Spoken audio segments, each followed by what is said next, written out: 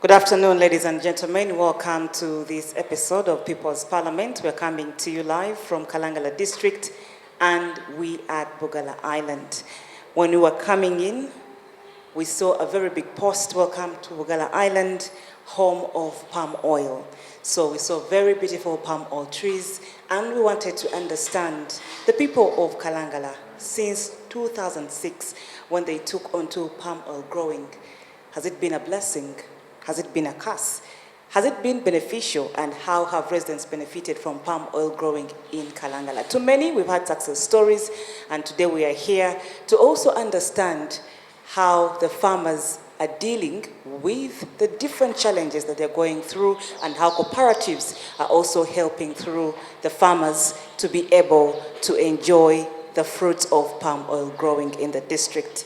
At this point, I'm going to welcome the LC5 chairperson to give us a preamble and also a deep feel of palm oil growing in Kalangala. Honorable Member, please take on to the floor of the August House. Madam Honorable Speaker, thank you very much. Honorable Member of the People's Parliament, you're very much welcome. Madam Speaker, I'm very much honored to give this August House a preamble about the palm oil project in Kalangala District. This project for palm oil growing came to Kalangala after an Act of Parliament in 1989, which after the implementation, the agreements were signed in 2003, and the actual implementation was started in 2004. And this project was started in different arrangements, whereby we had an investor, Opul, All Palm Uganda Limited, as a company which was supposed to start a nuclear plantation, and though the other arrangement was that of the outgrowers, which had to be composed of farmers who are growing palm on individual basis.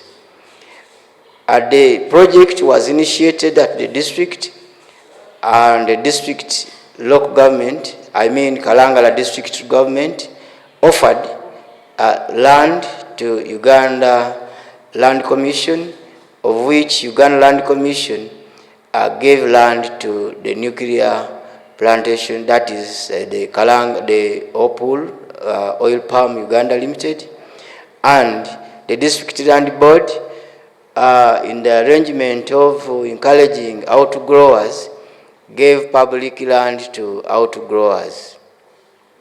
The district also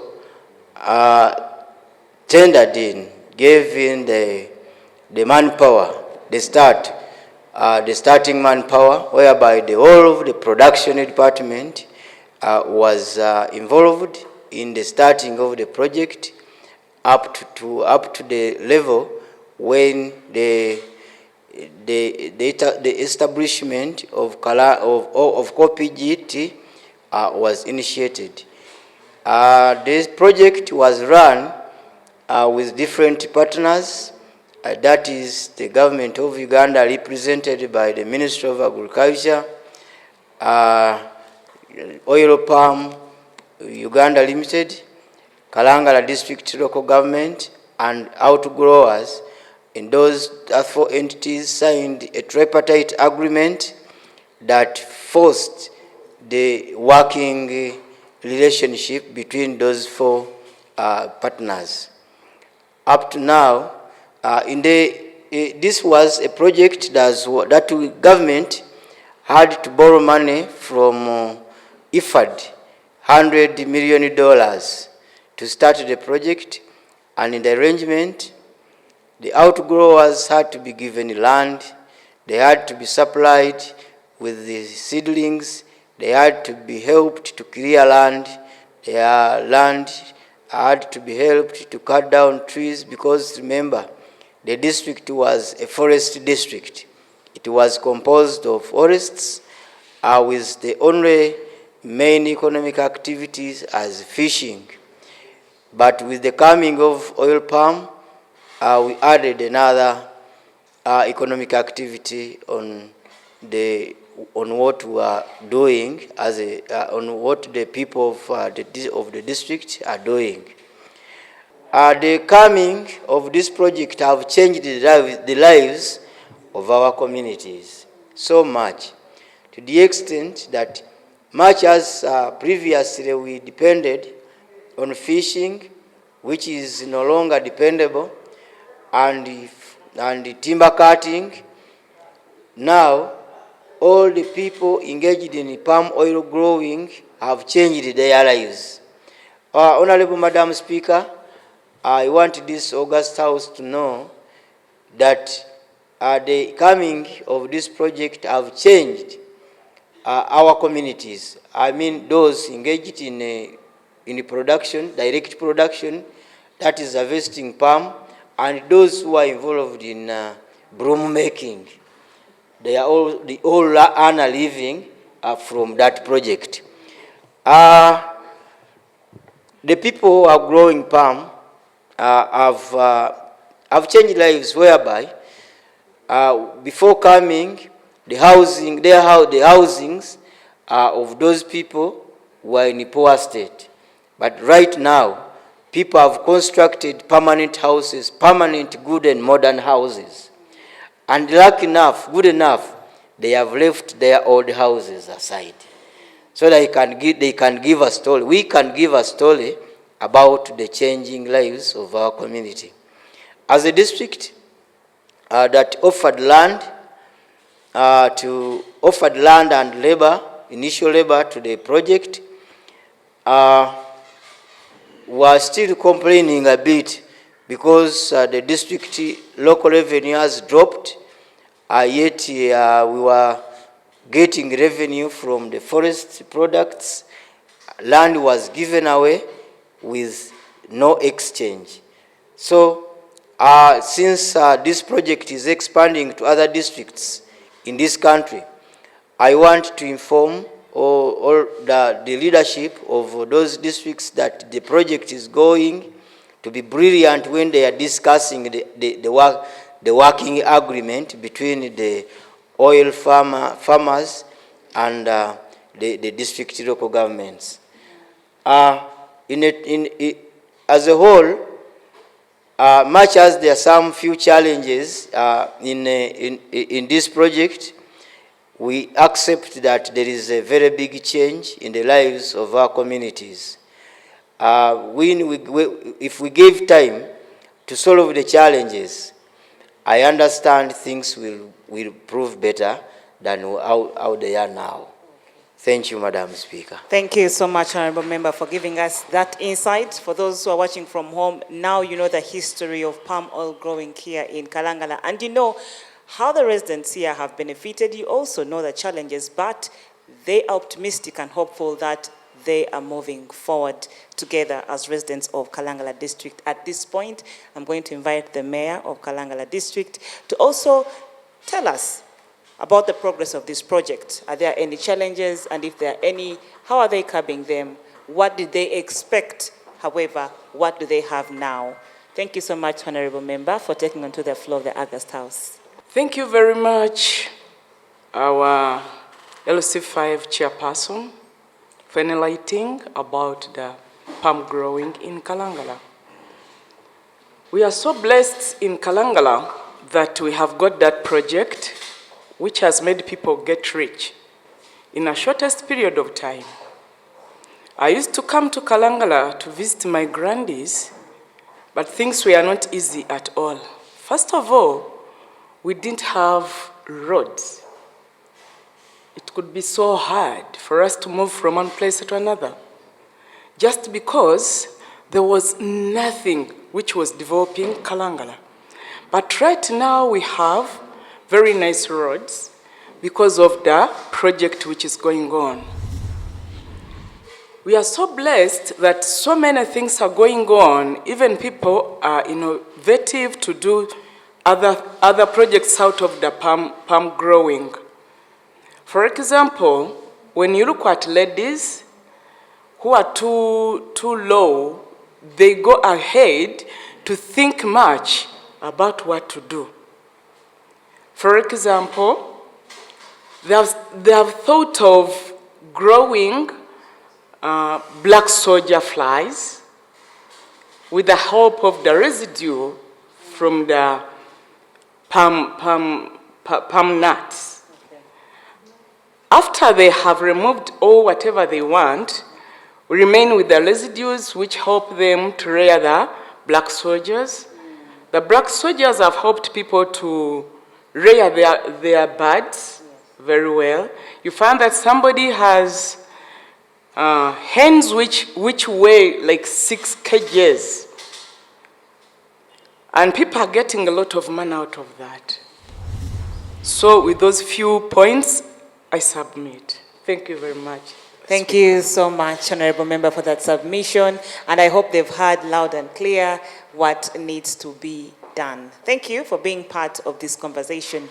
For those that are watching from home, this is NTV People's Parliament, and we're coming to you from Bogala Island, and we're discussing the livelihood in Kalangala when it comes to growing palms here. When we return after this break, we shall have at least a member from the palm oil growing cooperative to give us an insight of how it is here in Kalangala. For now, NTV People's Parliament takes a very short break. Stay tuned.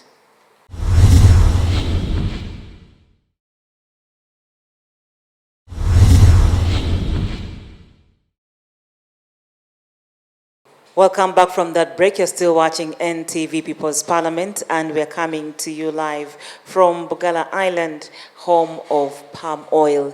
That is the big post that greeted us when we walked into Kalangala, and then the beautiful palm trees. However, we have to understand, have the farmers actually benefited? Have livelihoods been improved?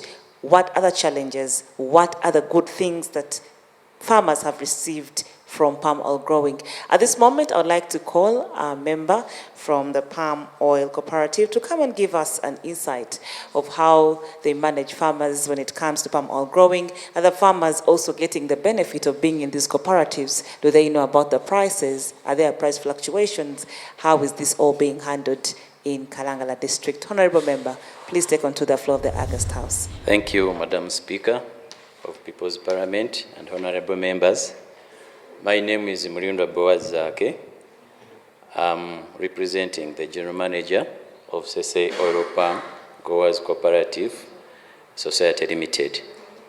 The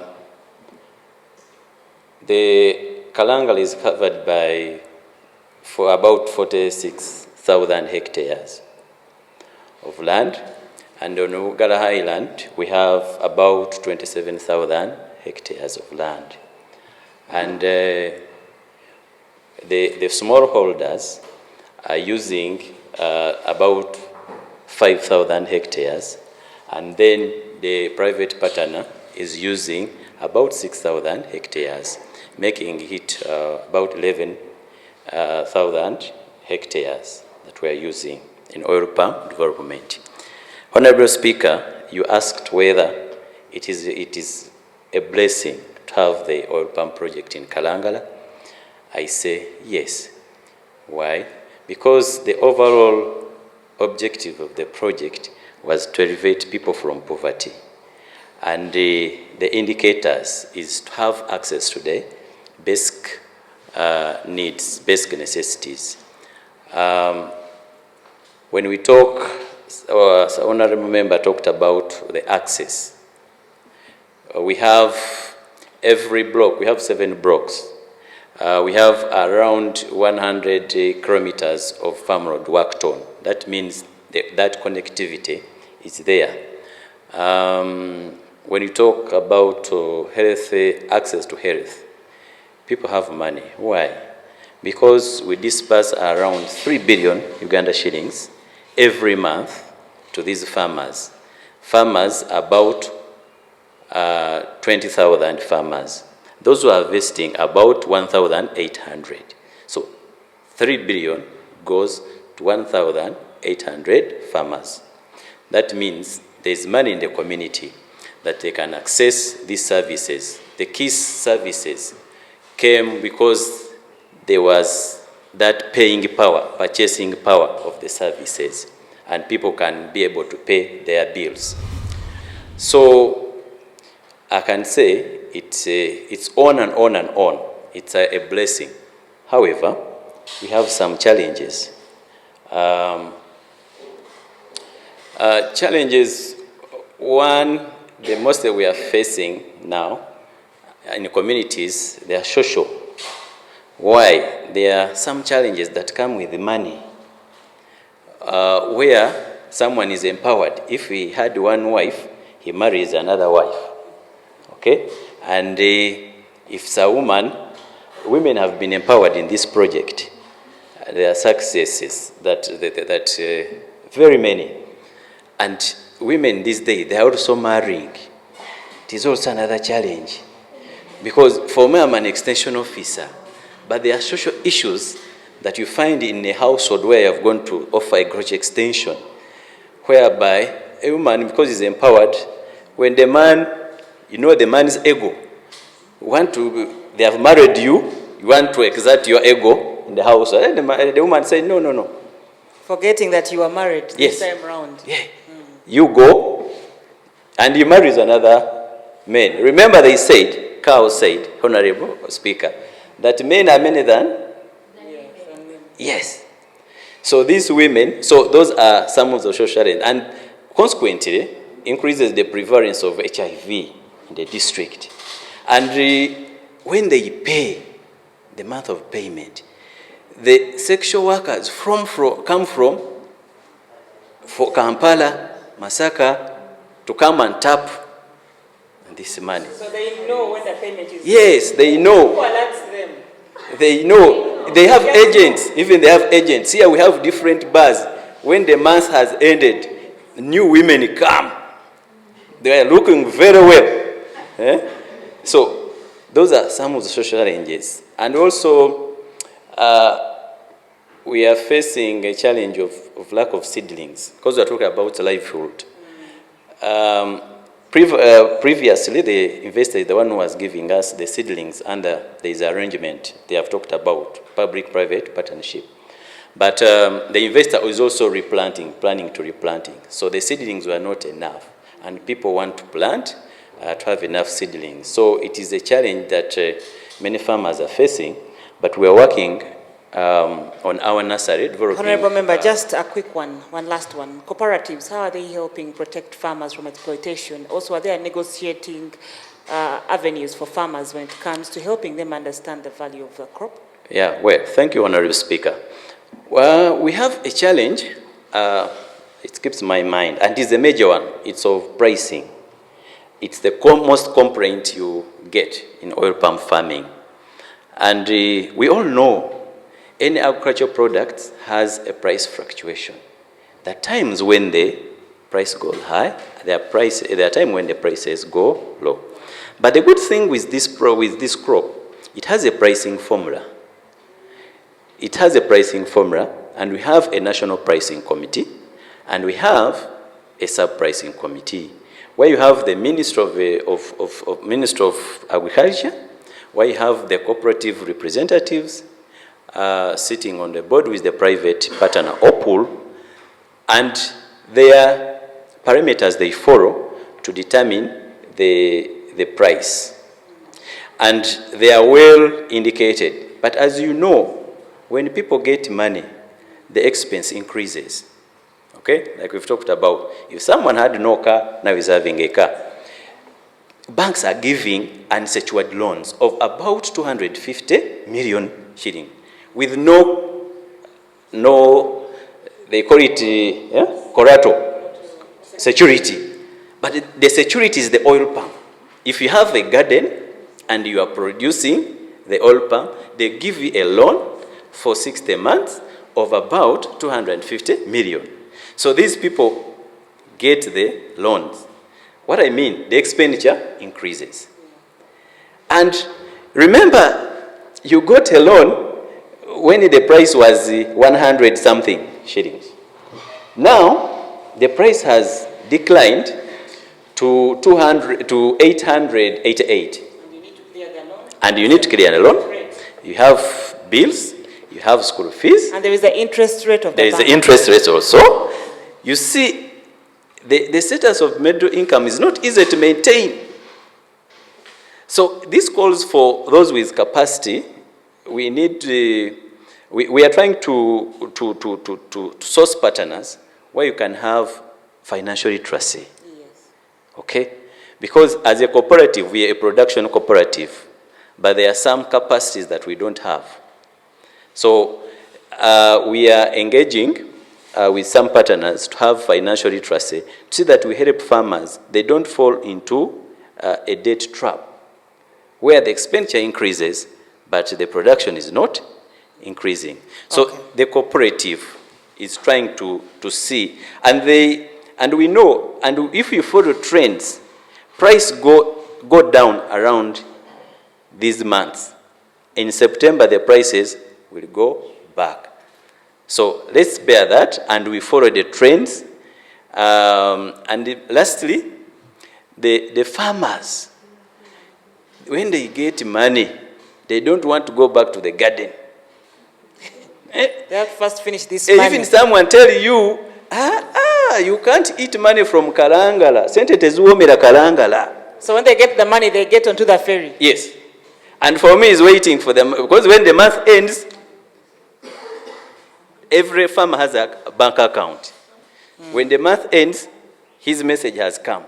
So this has led to raw production, because the farmer is waiting for the message to come. Even some, as extension officer, you find someone is in a bar drinking when they are loading his crop. Okay? So as leaders, let's help each other to see that let's manage consequences that will come with the raising of the income, so that we have steady production and we have sustainability of the project. Okay, thank you so much for that submission, Honorable Member. I usually like to prepare my man in uniform before I ambush him, because I don't want to ambush him. I am going to kindly request you, as the next speaker is giving in the submission, you're going to help me look. Usually when vanilla is about to be harvested, I've seen on several occasions the ministry comes out to inform the vanilla dates, but also educate the people about how to protect their gardens. Did you have any issues then? Are you having any issues of security when it comes to palm oil harvesting? Are we having those illegal harvesters? Also, NFA, he has talked about encroachment. I know NFA, as they're enforcing, they come to the law enforcement officers to help in this exercise. You will also highlight on that for me. And finally, the crime rate as the new women come to enjoy the benefits of palm oil growing. How is that trend? Because these are new people and they've come for the money. So they'll take it either way, for the good, for the bad. So those 3 points, I will not ambush you. I'll have another honorable member take onto the floor, and then I'll close this segment. Please, honorable member, take onto the floor of the August House to give us an insight as a lady who lives and has benefited. Have you benefited from palm oil growing? And yeah, please tell us, as a resident of Kalangala, actually of Bugala Island. Thank you, Honorable Speaker. My fellow honorables, I'm here as a board trustee of COPGT, a new board member that has been put on board just last week. You're going to tell us that in full for the person watching at home. We are yet to swear in the first week of July. But when palm oil came to this Honorable district, member, before that, you're going to tell us, just elaborate for someone who is at home, the abbreviation, put it in full. Okay. Kalangala Oil Palm Oil Growers Trust, that is called PGT. I'm a new member on the board. So when Kalangala started growing palm oil, I had just came in Kalangala, and I'm working with Kalangala District NGO Forum, and we used to advocate for our community. The The good we see in the oil palm growing company coming in, and the bad we see. As a job, we were given a task to advocate for what will the community benefit and what will the community find challenges that will come in. As we advocated for oil palm growing in Kalangala, many people got misconception that we were against the project. However, as I stand, we were not against the project, but we were trying to educate our people in the community for what is going to come ahead of them. And it's good enough, these people listened, and when they listened, they tried to combat those challenges that we are talking about that have made this project a success. And now they can see that what we were advocating for have come to reality. And they can even allow a CSO person to sit on their board of trustees so that we mitigate the challenges together to get solutions. As palm oil has come to Kalangala, indeed it is a blessing that was in the disguise, and people who thought it was a bad project have turned to see that it is a good project. However, with challenges, but the good of it, all other members have spoken about it, about the improvement in structure, about educating, whatever. But with improvement comes a challenge. When we look at the education sector, yes, BDCO has helped us improve a lot of schools, and this issue of fencing the schools that have been talked about, we were in the meeting with our pool people, Oil Palm Uganda Limited, who are partners with the farmers. They were testifying to us and showing to us how they've renovated the schools around, how they've fenced them. Some they are paying even the teachers in those schools, because we are talking of low salary, but the Opul people have handled some of the issues, but not all, because they can't do everything. And when they were inducting us in the body meeting, the general manager emphasized that the farmers have grown rich now. And he tried to tell us that these people have grown rich, they've bought cars, they are now abusive. You are coming on board as board members, but they can find you and abuse you. You are eating their money, you are doing that, but you have to bear with that, because it's what is now coming up, showing the reality that they are now rich people. About the pricing, which my colleague has talked about. Yes, as we wind up. We were in the meeting, and he told us the pricing is supposed to be, they are supposed to have a member who sits with them in their area, who sees whatever is coming out every day, so that they can incorporate in the pricing formula. But this hasn't been done all along, because it has safety issues, which safety issues they observe a lot. So as we come in, we will have to sit some meetings talking about those safety issues, so that something changes in the pricing formula so that it can be stable for those palm oil growers. And lastly was on, that one has skipped my mind. Your name for the record before you leave the floor? I'm Taka Rosemel, working with Kalangala District NGO Forum as an ED and a new member on Copy Duty Board. Thank you so much, Honorable Member, for that submission.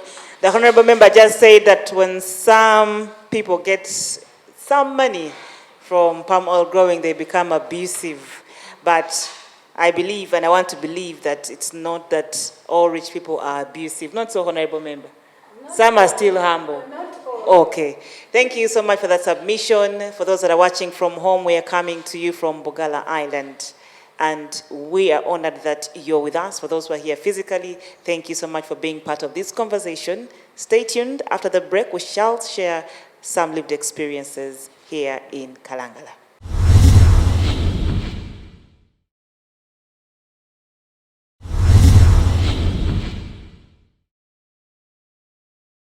Welcome back from that break. You're still watching NTV People's Parliament, and we're coming to you from Bogala Island. We are discussing the state of livelihood in Bogala Island as of palm oil growing. So at this moment, I'm going to take on to the Honorable Member of Parliament to come and give a submission about the security. We have seen government continuously, please, Honorable Member, government has continuously warned vanilla farmers about theft and protection of their farms. How is it in Kalangala when it comes to palm oil growing? Thank you, Honorable Speaker. The crime in oil palm, especially industry, has increased because of theft. Even people go out at night, even without clothes, in people's gardens, in the way of scaring other people. Yeah, you say there is a night dancer. You have had, those stories are there. So the crime rate is increasing. People are stealing people's gardens, both in small-scale farmers and in the nucleus of the patana or pool. And this, we may start losing people in that way. So it is really a serious thing that we need enforcement, because as the cooperative, we are not enforcers. Thank you, Honorable. Okay, as the Honorable Member takes onto the floor, on a lighter note, I wanted to ask you whether you're not accusing the Masezi, because if they had a forum, probably they would say, for us, we just walk around, we don't steal any palm oil or any palm plantations. Thank you so much, NTV, for introducing this platform. This forum is really so helpful. My name is Mugenyi Richard. Actually, I was coming to see a relative this side, but as we are chatting, I was told there is the People's Parliament, and I always watch it over the TV. So I said I will come and participate. I will speak generally. I've had a number of complaints and successes as far as different sectors are concerned: the health, the education, and the palm oil growing. Now is a bigger sector in Kalangala. And I really applaud the government, the private company that introduced the palm oil project, and then the outgrowers, like the honorable from the NGO forum has just started, that there were a lot of efforts to see that people embrace this project. And for real, it's a silver bullet for this district. You know, people used basically to base on fishing, and a few that were engaging in subsistence agriculture, and you see the district was not moving so fast. But mine will be a challenge. I will challenge the district here and all leaders around, and even those who are not around, I know they will get this. That a lot of gains have been communicated, a lot of money. You can imagine people sharing 3 billion every month. That's a lot of money. And now the district is waiting for the same company to come out and do the financial literacy. And you know, in these local government structures, we have community development officers, we have at sub-county and district level, and then parish chiefs. So these people are so educated they can handle these small other things. If the government and the companies have done on the bigger things, at least let's also shoulder these other smaller issues. We need to sensitize our people. As much as they have built good houses, like their lives have been transformed, then what about managing their finances? Should that also wait for the government to come in? Really, should also that wait for the company to come in? What are really our leaders doing? I saw the youth speaking about these safe spaces. I've also worked for NGOs before. I worked for one project called Dreams, which is to encourage the safe spaces for the adolescents and incorporate the sexual reproductive health issues. Now that these things were established, what is the local government doing to lobby from the government to show that, this is a hard to reach area, and actually everyone knows that, Speaker. But what has the district done? Now that many people have been educated, let's come out in our councils and address these things. So I will finish by thanking again NTV for introducing this, for letting the local people, the community, come out to air their views to a national channel like NTV. God bless you. Thank you so much, Honorable Member, for appreciating NTV for this very informative show, NTV People's Parliament. At this point, I would like to have the man in uniform to come and tell us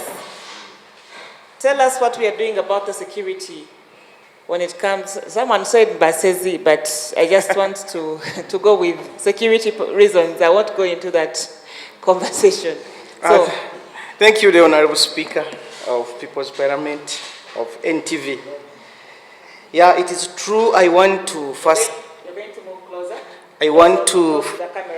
start on the positive note by observing that it is true the growing of oil palm in Kalangala has improved so much the lives of the people in Kalangala. And you will bear me witness that when people have a source of money, of course it also comes in with other undesirable things.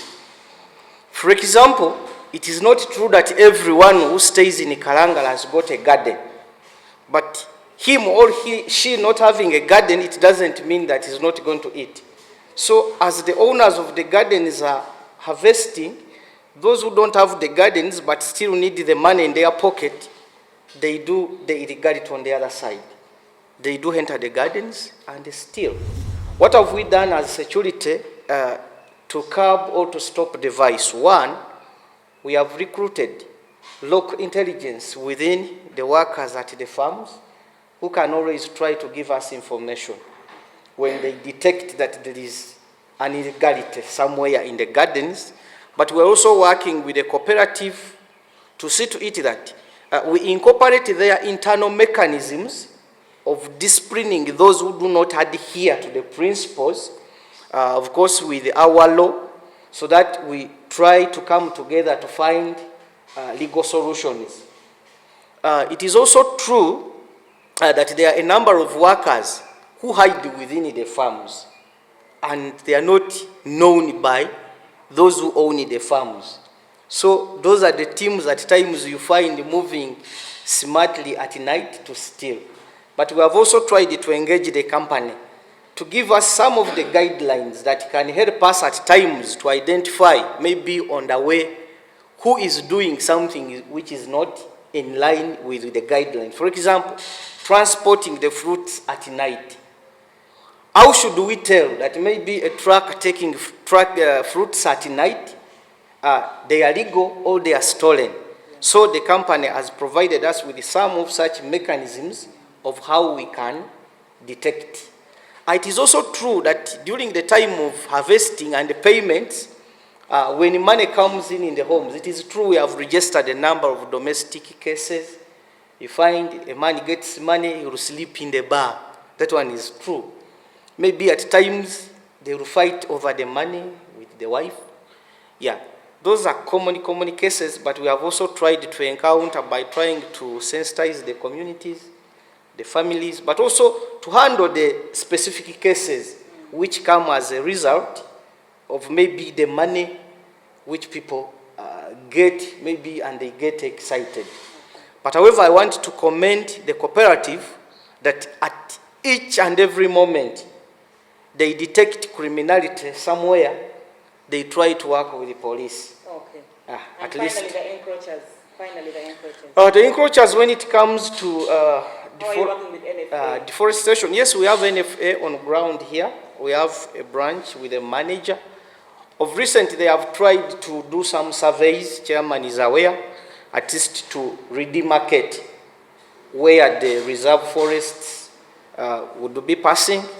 But they have also reported some cases where encroachment was already done, and the district stakeholders, they're also in the processes to discuss how to reclaim back. Thank you so much. Thank you so much, Honorable Member. I'm going to have one last speaker, and then finally we shall wind up this conversation with the LC5 chairperson. Honorable Member, give your submission in 2 minutes, and then we shall have the LC5 to wind up this conversation. Thank you, Madam Speaker. I'm by names of Nakanwa Jairin Chwanuka, and I happen to be the District Secretary for Production, where oil palm falls. I'll call this day, as I stated before, that I'm born of this land. I'll call this day a recording day of our district, Kalangala, where it has come from, where we are, and where we are going. Where we've come from, we've stated, Madam Speaker, before it was full of forests. Even accessing a healthy center, you could not, because you could find trees falling in the road. So, but now, at least we see where we are going. Oil palm came with infrastructure construction, like roads. And oil palm has led Kalangala to be the second in income per capita. It is the second district. Here ranked the second in the whole of Uganda. And I think that's a development when it comes to the people of Kalangala and their livelihood. But yes, oil palm growing is so good, but we forgot all about food security. People have grown palm oil to the verandas of their houses, not leaving any space of food growing. We cannot say that people will be very fine and very rich and very what when they don't have food. However, they can use the money they get from palm oil to buy food, but this is money which comes monthly. It's like a salary. You will find you get some time when you don't have money to buy food. Yet if you had some space and you have grown your food, you would just go to your garden and get your cassava or sweet potato what and feed your children. As our people in Chamswa constituency are going to start growing palm oil, we should not forget about food security. At least for them, they should learn from the mistakes as Bujumba constituency have passed through. At least for them, they should, people before growing palm oil, they should at least leave some space, some piece of land for food growing. Thank you, Madam Speaker. Thank you so much, Honorable Member, for giving us that insight that some traditional livelihoods, such as fishing, farming, have been affected by the expansion of oil plantations. It's a very good insight. And also, the Honorable Member has called on to the other islands that have not yet ventured into palm oil growing to at least take caution of the food security. It's a very good call to action to all the other palm oil growing islands. Honorable Member, please come and let us wrap up this conversation. Thank you so much for staying with us all this while. We really, really appreciate. Please, in a nutshell, palm oil growing, a blessing? Thank you, Madam Speaker.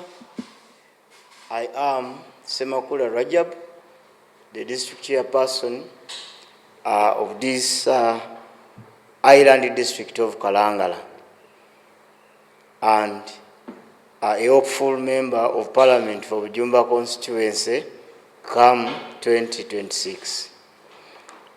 First and foremost, I want to thank you, Madam Speaker.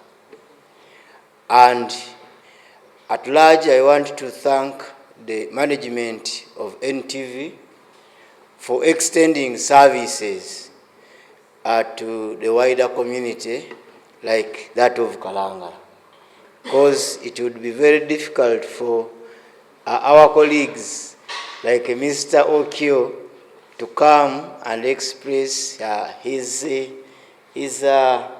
pressing problems on the national TV like this one. But we thank you very much.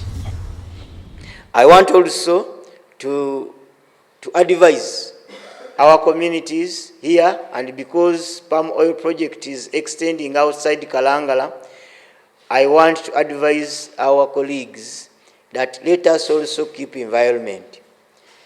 Because when you are growing palm, you almost clear everything on land. And yet we are standing in the lake where the stretch is too long. And when the stretch is too long, it means the waves will also come very big. Palm oil forests are like organized forests. When we argued about that in the beginning, we were told that please, even palm plantations are like forests. But when you look at palm oil gardens, it is an organized forest where winds can penetrate and affect the developments behind those farms. I want to thank you very much, and I wish you a safe journey back home. Thank you very much.